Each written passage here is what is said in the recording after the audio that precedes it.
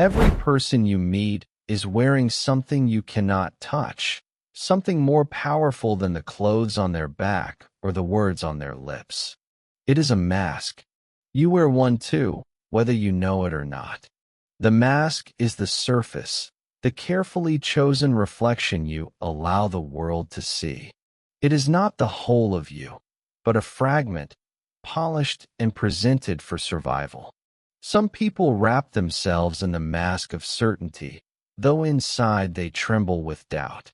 Others polish the mask of humility, concealing a quiet hunger for recognition that burns beneath their skin. Some wear the mask of loyalty, even as they calculate their escape in silence. The mask is not always deception. Sometimes it is protection. It is the armor between your raw self and a world that does not hesitate to strike at weakness. Imagine walking into a room with no mask at all. Every insecurity open, every ambition visible, every wound exposed. In such a moment you would not be embraced. You would be judged, envied, measured, and perhaps destroyed.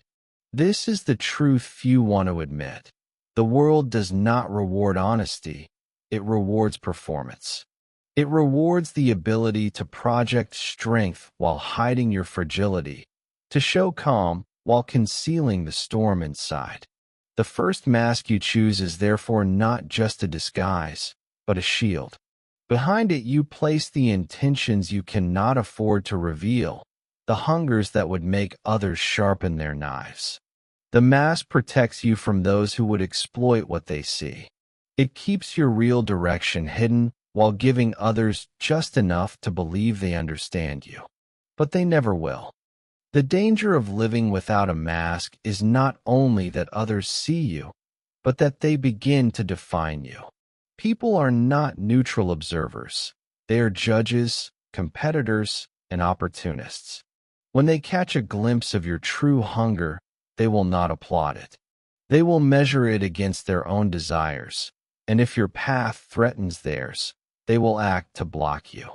That is why the mask is essential. It is the difference between moving freely and being hunted. Consider how predators in the wild work. The moment prey exposes a limp, the predator knows exactly where to strike. Humans are no different. Show too much eagerness for power, and rivals will unite against you. Show too much affection, and others will twist it into weakness. Show too much ambition, and those above you will crush you before you grow strong enough to challenge them. This is why wise men learn the art of concealment early, wrapping their motives in layers of performance. The mask is not a prison, but a tool. It allows you to step into roles, to project qualities that disarm suspicion. A mask of humility keeps envy at bay. A mask of loyalty buys time. A mask of calmness convinces enemies you are not ready to strike. Each is a calculated move, designed not to reveal but to redirect. Those who fail to understand this live exposed, and the world tears them apart. Look carefully at the ruins of broken men, and you will see a pattern. They did not protect what should have been hidden. They thought their truth alone would be enough. But truth without a mask is a weapon handed to the enemy. The greatest illusion about masks is the belief that only the deceitful wear them. In truth, everyone you admire, everyone you follow, everyone who ever rose to power has mastered them. Kings and politicians, leaders and lovers, even the closest friend you trust, all hide parts of themselves behind carefully chosen faces. They do it not because they are liars, but because they understand the cost of exposure. Power is not seized in broad daylight. It is cultivated in the shadows, where intention can grow without interference. The mask gives you the shadows you need. It shields your unfinished plans from those who would sabotage them. It hides your secret fears from those who would weaponize them. And it protects your ambitions until they are strong enough to be revealed without danger. Without the mask, your story is no longer yours. It becomes something for others to edit, distort, and control. This is why you must become deliberate in what you reveal. To show everything is to give away control. To show nothing is to invite suspicion. The balance is subtle, but it is mastery of this balance that sets survivors apart from victims. You are not being asked to live dishonestly. You are being asked to understand that survival demands a performance, and that power demands silence until the moment of action. The first mask is not betrayal of who you are. It is protection of who you might become. Those who grasp this truth move through the world with freedom, invisible in their intentions, untouchable in their progress. Those who refuse remain naked in a world of predators, bleeding long before the battle even begins. The world does not look at you with kindness. It looks at you with calculation. Every glance carries an unspoken question. What does this person want? Where are they moving? Can they be controlled, stopped, or used?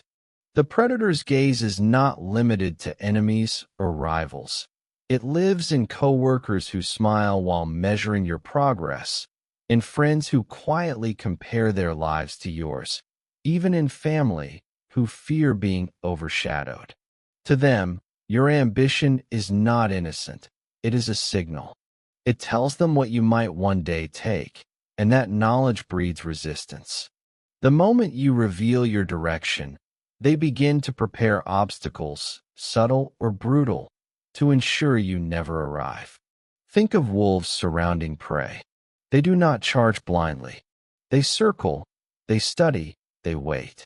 They look for the limp, the hesitation, the path of escape. Humans are no different. Show eagerness, and they will withhold what you seek. Show fear, and they will amplify it.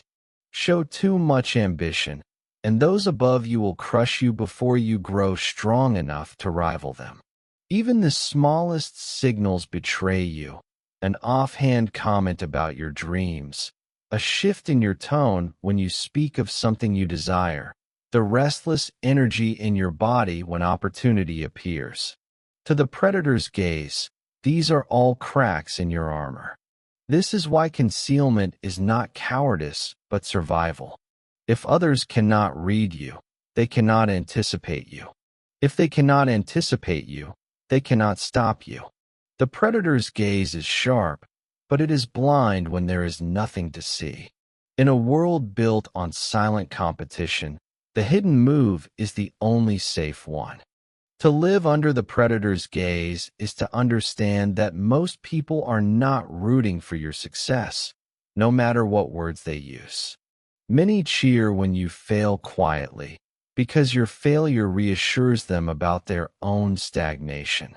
They may never admit it aloud, but deep within, every step you take forward forces them to confront their own lack of progress.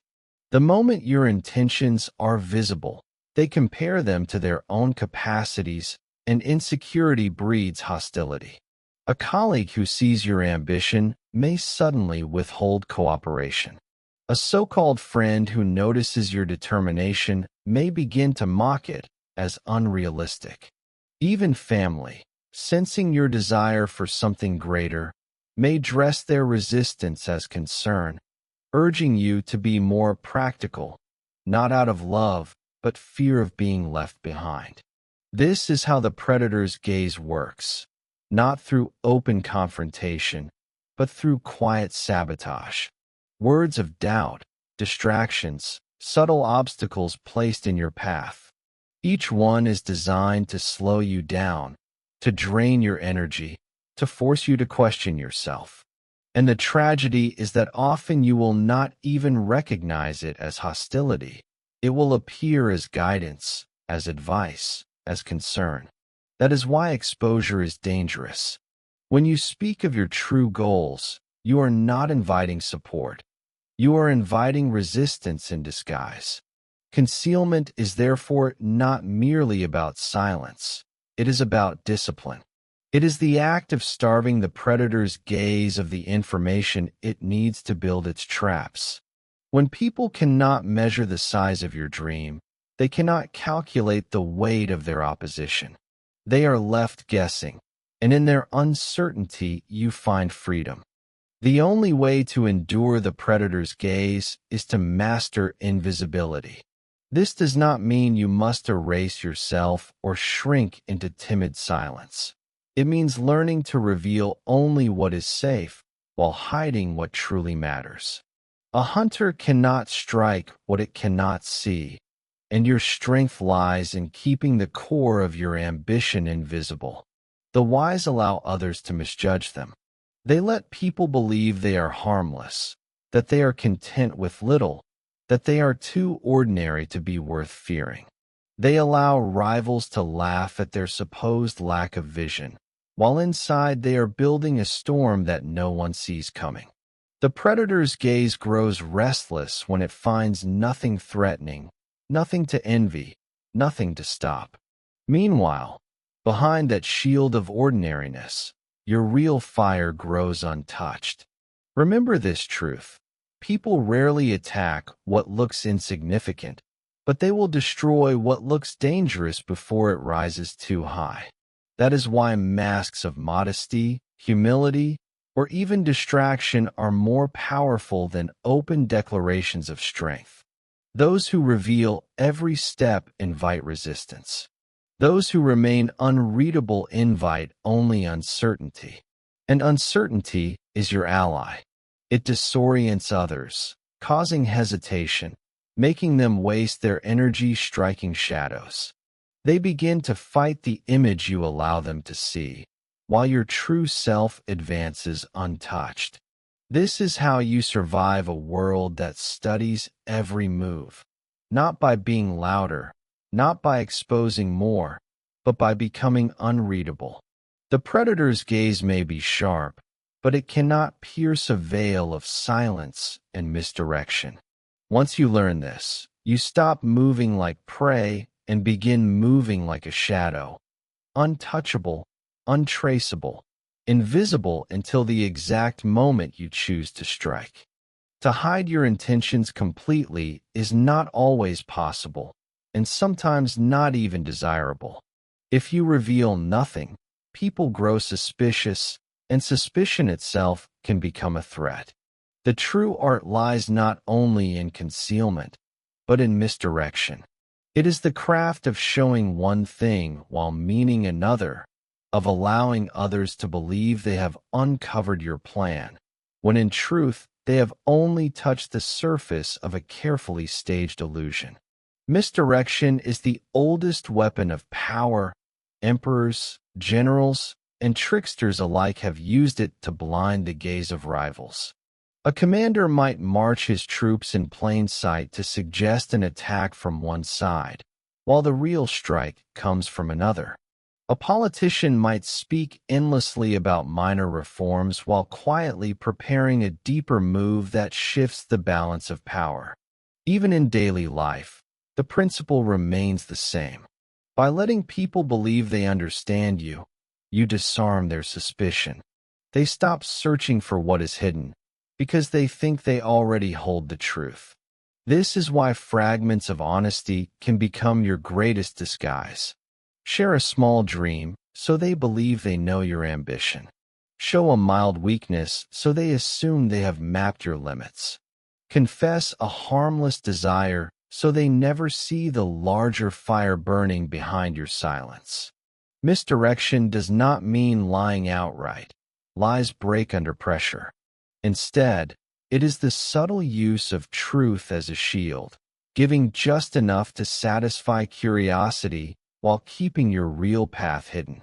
The art of misdirection ensures that while others are distracted by the story you feed them, your true story unfolds in secret, beyond their reach. Misdirection works because human beings are easily satisfied with surface answers. Most people do not dig deeply. They accept the first explanation that feels convincing, the first image that matches their expectations. If you give them something to believe, they will rarely look further. This weakness is what the masters of power exploit. They understand that control is not achieved by silence alone, but by directing attention toward the wrong target. When others are watching your left hand, they cannot see what the right hand is building. A skilled deceiver never denies curiosity. Instead, he feeds it with just enough to keep minds occupied. He offers an illusion bright enough to blind, a story simple enough to soothe suspicion. Consider how magicians captivate audiences. The trick is never truly hidden. It is simply ignored because the eyes have been guided elsewhere. The same principle governs the art of strategy. A rival who believes you are weak will not prepare against your strength. An opponent convinced you are distracted will not guard against your focus. Even in personal relationships, misdirection holds power. A person who thinks they know all your flaws will stop searching for the ones that truly matter. The brilliance of misdirection is that it makes people complicit in their own blindness. They convince themselves they have uncovered your truth, when in reality they are prisoners of the story you handed them.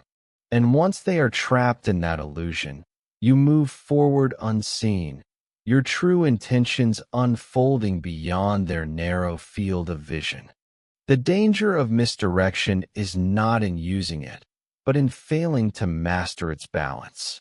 Too much concealment invites suspicion, too many illusions breed distrust, and when trust collapses, even your false fronts lose their strength. That is why the most effective misdirection feels natural, almost invisible, like a shadow that blends with the room. It works best when it does not look like strategy at all. Share a small truth at the right moment. Display a harmless vulnerability, or admit to a manageable mistake.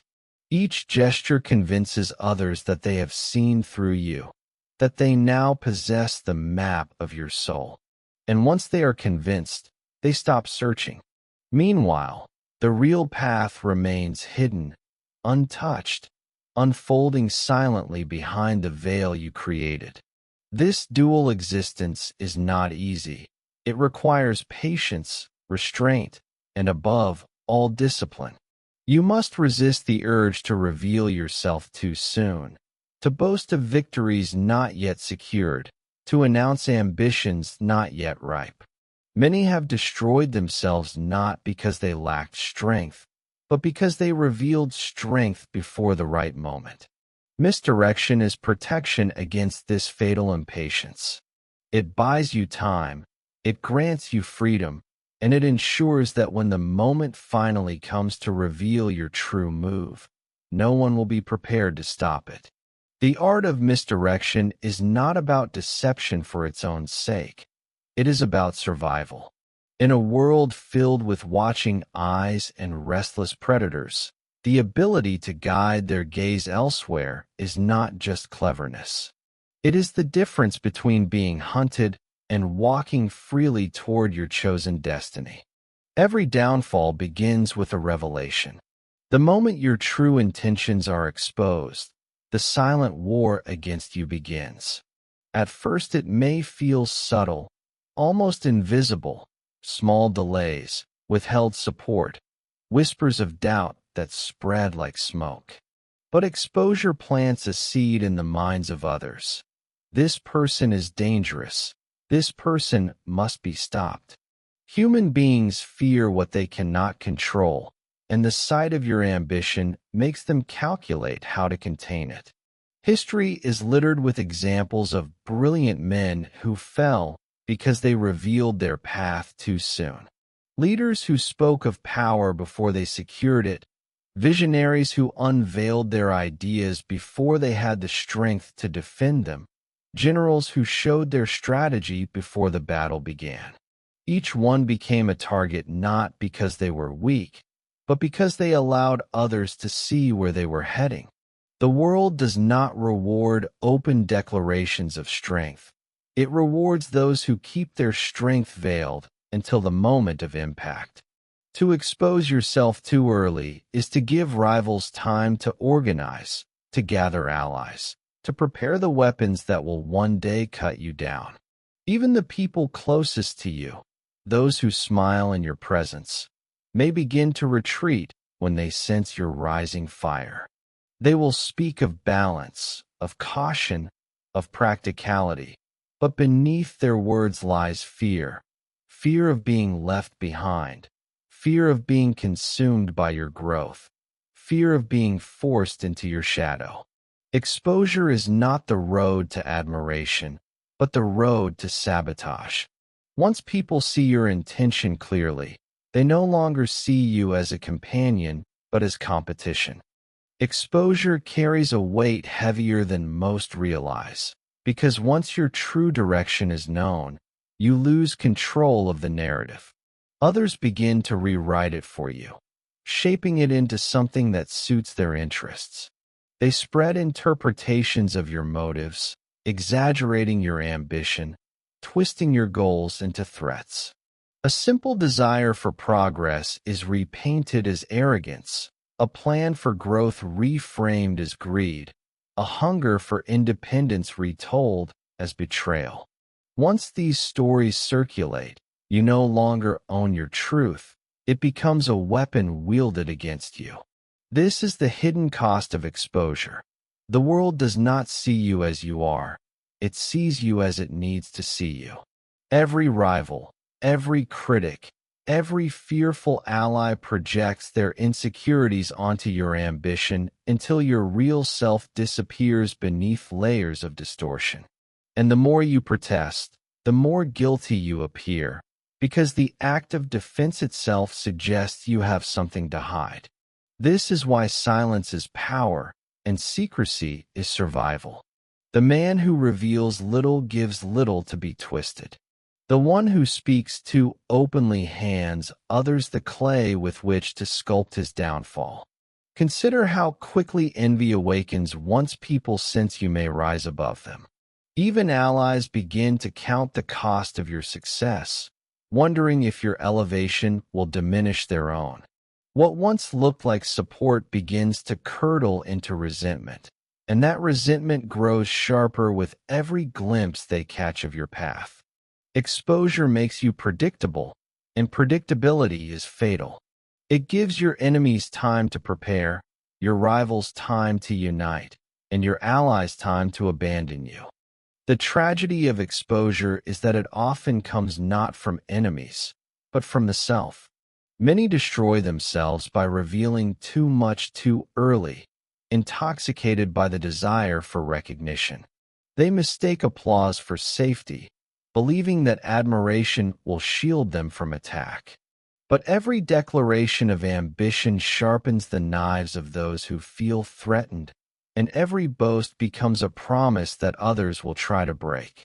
The wise understand that victories unspoken are victories protected. A seed grows best underground, hidden from the trampling feet of those who would crush it before it blooms.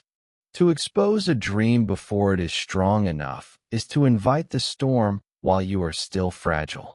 And the storm will come, not always with open hostility, but with subtle delays, with poisoned words, with opportunities withdrawn just as you reach for them. Exposure arms the world against you, because it tells them when and where to strike. This is why the discipline of patience is inseparable from the pursuit of power. Do not rush to reveal your plans. Do not mistake silence for weakness. What grows in silence grows strong. What grows in exposure grows distorted, twisted by the expectations and fears of others.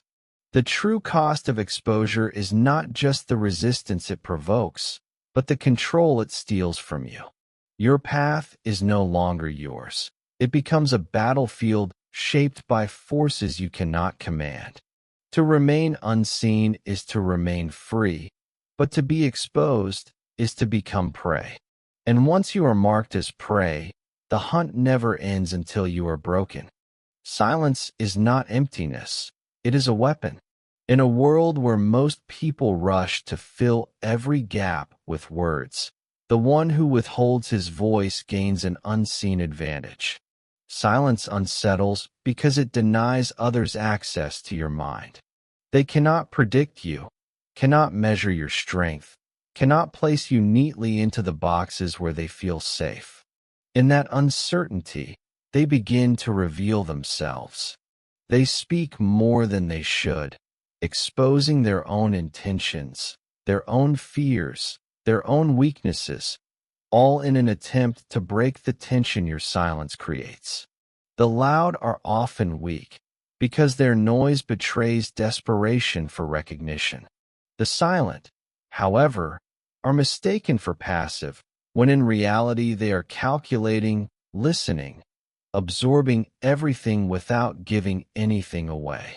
Every word you speak is a piece of ammunition handed over to those who might one day use it against you. Every silence, by contrast, forces others to supply their own assumptions, and assumptions are often more dangerous than truth. The man who keeps quiet in a room of talkers controls the rhythm of the conversation, even if no one notices. His silence becomes the weight others feel pressing on their chest. They start to wonder what he thinks, what he knows, what he intends. This quiet power unsettles even the strong, because nothing is more frightening than a presence that cannot be measured. To master silence is to master the art of invisibility, and invisibility is the strongest shield you can carry in a world eager to dissect and dismantle anyone who dares to stand apart. Silence is more than the absence of words. It is a reservoir of strength that keeps your energy contained instead of scattered. Every word spoken is a fragment of power released into the air, never to be reclaimed, and those fragments can be collected, examined, and used by others. When you explain yourself too often, when you defend or justify every action, you give away not only your intentions, but also your leverage. People quickly grow comfortable with what they understand, but they grow unsettled, even obsessed, with what remains veiled. Silence feeds that obsession.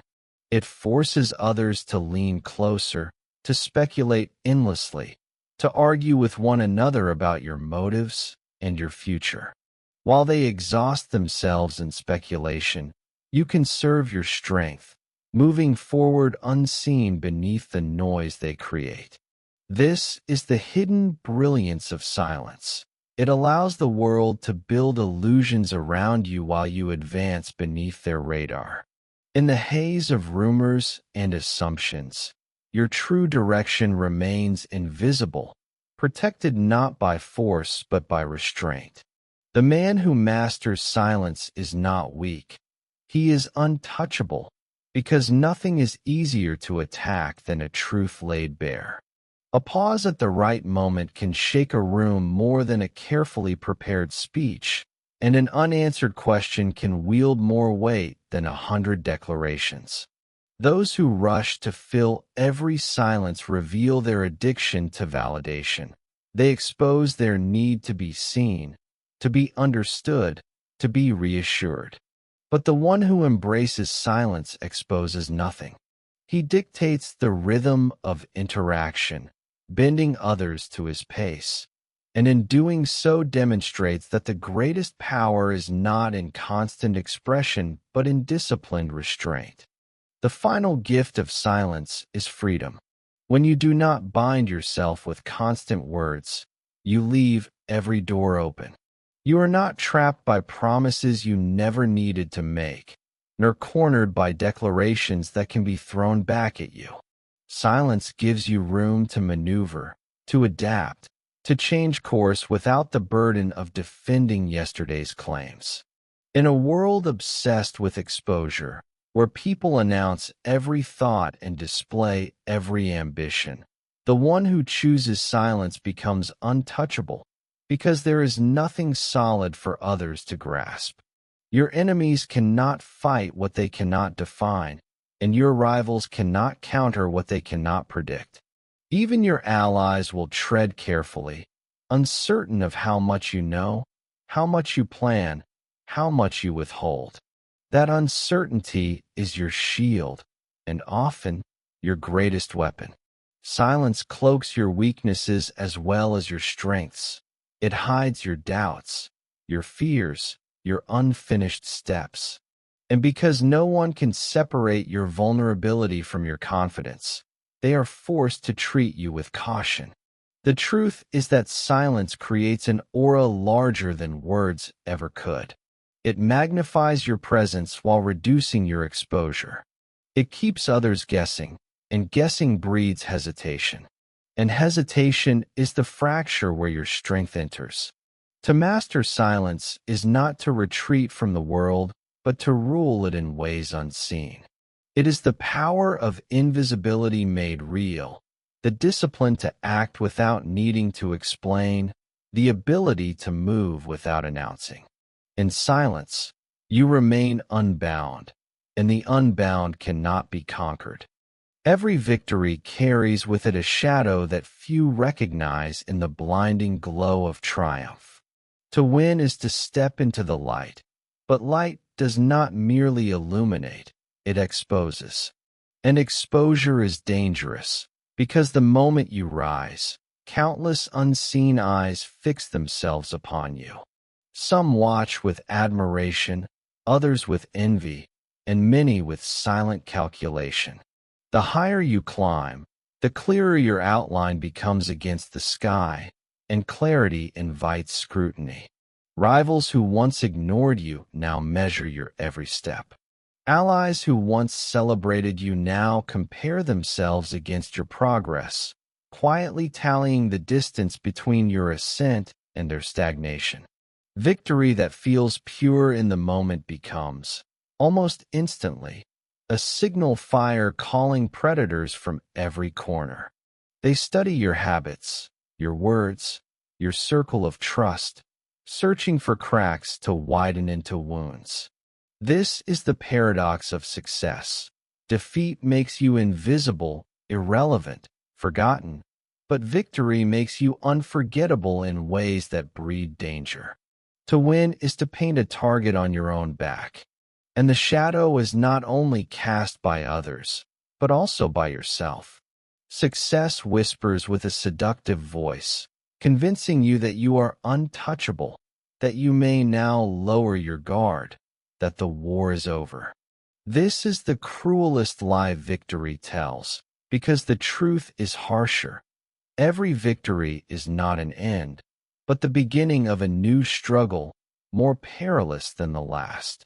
The higher you rise, the further there is to fall, and once you stand in the light, you can never again hide in the safety of the dark. You have been seen, measured, and marked. And once marked, you are never free again.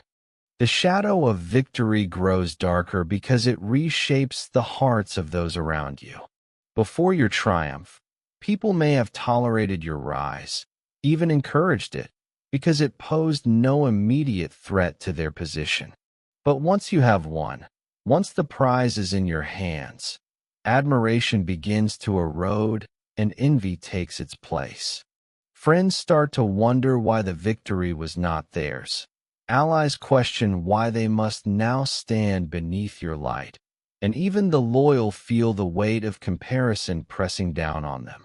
It is not your fault that they feel small, yet your success becomes the mirror that reflects their inadequacy back at them. This reflection is intolerable, and so they begin to resist you in subtle ways.